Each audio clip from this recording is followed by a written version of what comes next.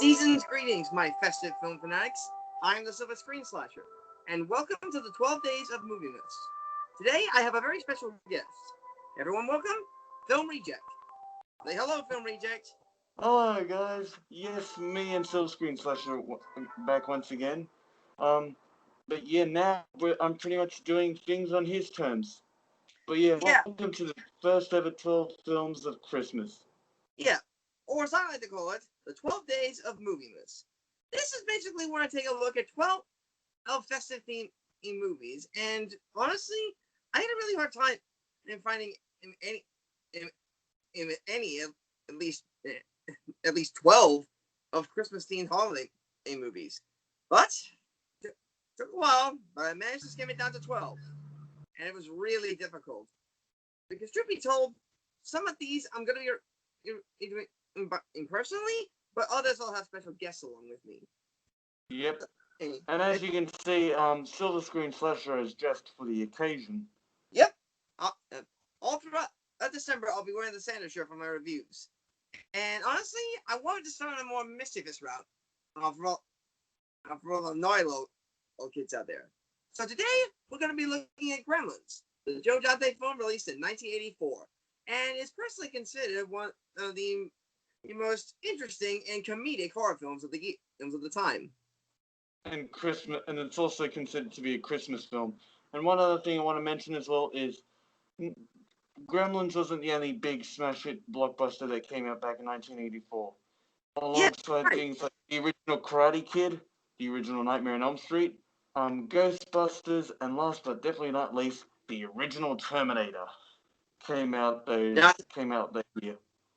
not to mention in a very controversial holiday horror movie, Silent Night, Deadly Night, which interestingly enough actually managed to beat Nightmare on Elm Street, and which not only it was released on the same day as Nightmare on Elm Street, but also managed to beat it at the opening box office before it got pulled from theaters. I mean, honestly, some people, you just can't win with some people, am I right? Yeah. And truth be told, Gremlins is one of those it is considered a family-friendly movie, given the fact that it does have a PG rating, as you can tell. Yep. Oh, and honestly, I really feel like this movie is definitely one that deserves to be shown around in the holiday times. So let's take a look at Gremlins and make sure to stick to the 3 rules. The film mainly is on Billy Peltzer, played by Zach Galligan, as he gets introduced to his new pet, the species is referred to as Mogwai, but the actual Mogwai itself is named Gizmo, who is actually voiced by Howie Mandel. Yep. And as well, his father is an inventor of a bunch of toiletries sort of stuff, and he makes a deal with this old Chinese man at a pet store, and he, Billy and his family have 3 rules to follow. Number 1, Sets of rules. keep them away from bright lights, especially sunlight, because that will kill them.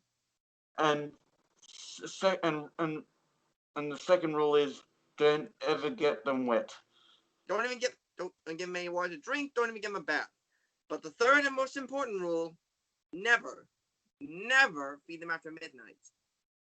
You'll see why later on. But unfortunately, as I like to put it, later on, Billy accidentally ends up breaking all 3 of these rules, and all hell breaks loose throughout the town. Yeah, to be more precise, he accidentally breaks one. He accidentally breaks rule 2 and technically broke rule 3.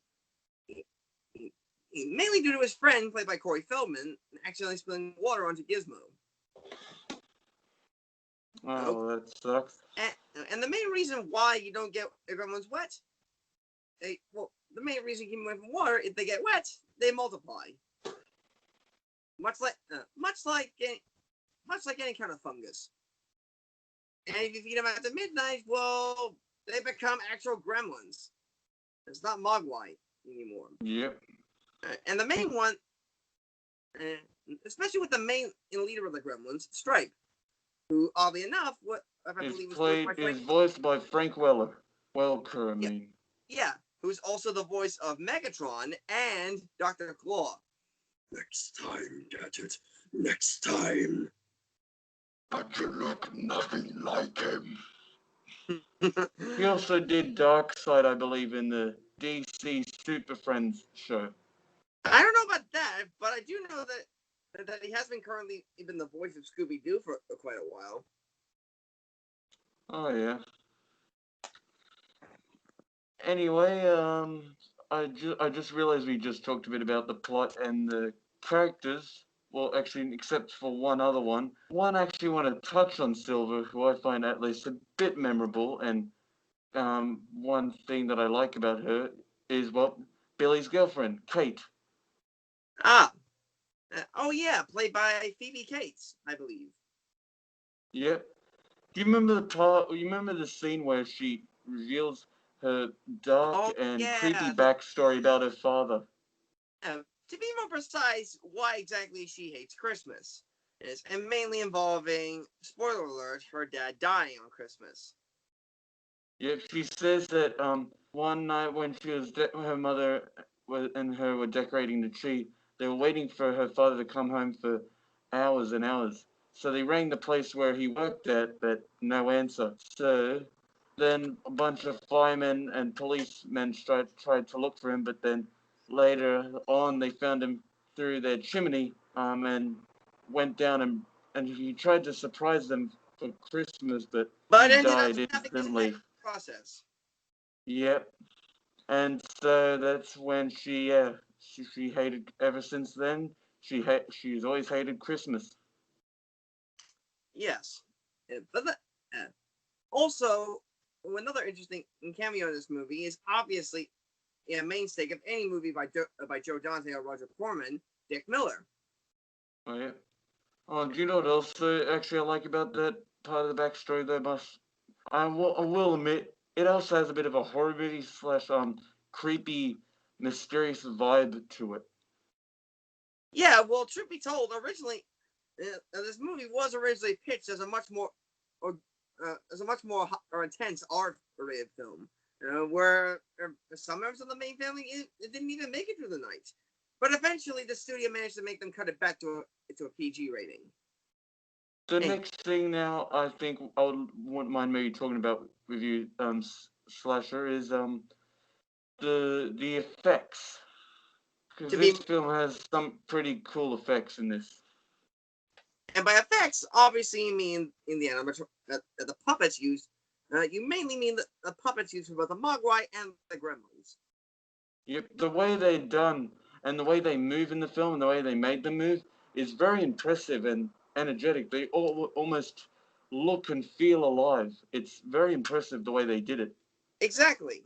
I will admit though, the the Gizmos look changed between in Gremlins and its sequel, but that's the only nitpick I have. I honestly like Gizmo's design more in Gremlins 2 rather than the first film. Yep. However, I really like the way that each Mogwai in the Gremlin film were each given sort of unique appearance to make them stand out. Um, but the only a unique one in the first film was obviously Stripe, if it is Mohawk. Yep. Oh, and also, the one other part of the effects that I like is the way Stripe gets killed at the end. I'm not going to spoil it, Oh, but the way it's done, oh my gosh, it yeah, is it's like awesome, seeing a cool, vampire. and great. Yeah, it's like seeing Dracula boil in the sunlight. Although I will admit this, at some points I could actually see this. I could literally see the strings being pulled on the puppet. Oh wow. But I know that mistakes sometimes like that can be obscene in films, but I know True. people still love it to this day. Strings or not, Gremlins is a movie that I honestly consider to be a wholesome family fun, and with just a slight kid-friendly horror feeling to it. I give this movie a 4.5 out of 5 stars. Yep. Actually, before we end this the video, Slasher, there's a few other things I might want to talk about. Yeah. Um, First is actually, you remember that weird scene where that mean old lady is going up the upstairs in her Oh electric chair yeah. very fast, Oh and we yeah. see that weird ass painting, and it almost Ooh, looks like it's watching her. It's so weird. yeah. I sort of got the feeling that the painting was of her late husband, and somehow his ghost was happy that she was getting killed. Oh, and also, one other thing I might mention, this film to me at least has a bit of an action feel to it as well, because especially the kitchen scene, because Billy's mother puts up a pretty good fight against Stripe and a bit of his gang, I guess you could say. Yeah, and especially in the various ways she does it. It's like It she multi stabs one of them to death, yeah, she puts one multi of them one in of the them microwave. and blowing up a third one in the microwave. Yep. But other than that, yep, I better now give my rating to this film. I give this film actually a 9 out of 10. Good, good 80s classic, and always will be. And that, those are my thoughts. But however, if you do want something a little bit more bonkers, I'd highly recommend finding a copy of the sequel, Gremlins 2: The New Batch, just for a bit of satire and meta comedy. Well, actually, I just thought I'd say as well, I got both films on DVD in a double feature pack. Mm, mm, The, the more madness, the merrier. Well, I don't know about you, but I feel like I need to unwrap another movie from my next review. So, I think I better be signing off for now. This has been Silver Screen Slasher, and a festive farewell to all you out there. Goodbye. Goodbye, everybody. Bye bye.